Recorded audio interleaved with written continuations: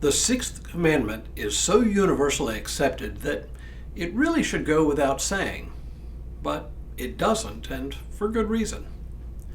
Hello, I'm Stuart Baskin, pastor of First Presbyterian Church of Tyler, Texas, and this is your daily devotional for Thursday, July 17th, 2025. We're used to hearing the sixth commandment in the language of the old King James Version of the Bible, "Thou shalt not kill."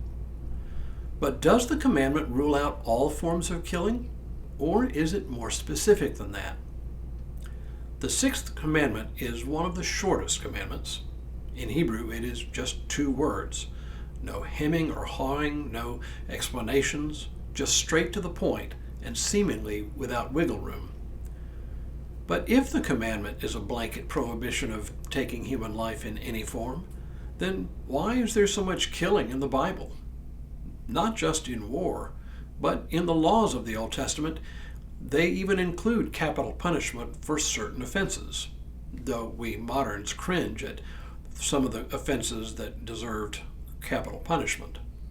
But putting aside our modern distaste for the use of capital punishment for some of these crimes, the point is that the Bible does envision times and situations when taking a human life is justifiable. So what does the sixth commandment really mean? The majority of more modern versions of the Bible translate the word not as kill, but as murder. The New Revised Standard Version, which I routinely use, says, "You shall not murder." The Message translation is even more succinct, hewing very close to the original Hebrew when it says, "No murder."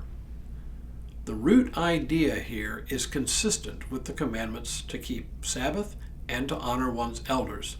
And that is, that human life is precious and not to be abused or tossed aside lightly.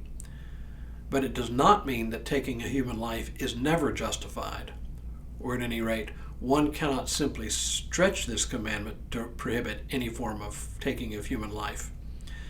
In its original context, it was simply more focused on otherwise unjustifiable taking of life, especially by one individual against another.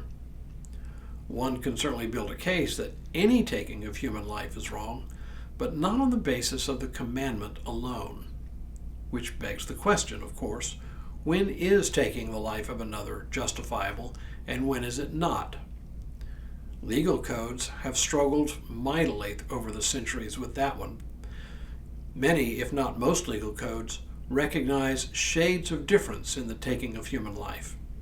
In our own country, we recognize gradations of taking the life of another all the way from manslaughter to capital murder. And even within those categories, such as manslaughter, there is voluntary and involuntary manslaughter. Involuntary manslaughter is when a person dies because of your negligence. Voluntary manslaughter is when you intentionally kill someone, but were provoked to do it. Capital murder, on the other hand, or murder that brings with it the possibility of the death penalty, is usually reserved for what we might think of as cold-blooded or premeditated acts committed during some other serious crime. So even murder involves more than meets the eye. We can usually distinguish between gradations of seriousness with regard to taking of human life, but at the end of the day, it is still murder in one form or fashion, and it is still serious. Distinguishing between levels of seriousness is really something we do to make sure that the punishment fits the particular crime, but it is still a crime, however we judge its seriousness. All of which is to say, human life is precious. As we've seen, it is precious because human beings bear the image of God within them.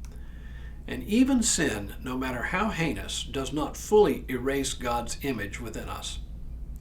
It means that life ultimately belongs to God. From an Old Testament perspective, there were times and situations that justified the taking of life, but these were reserved for serious cases. The bottom line is simple, though. Murder? Don't do it. When we return tomorrow, the uncomfortable subject of adultery.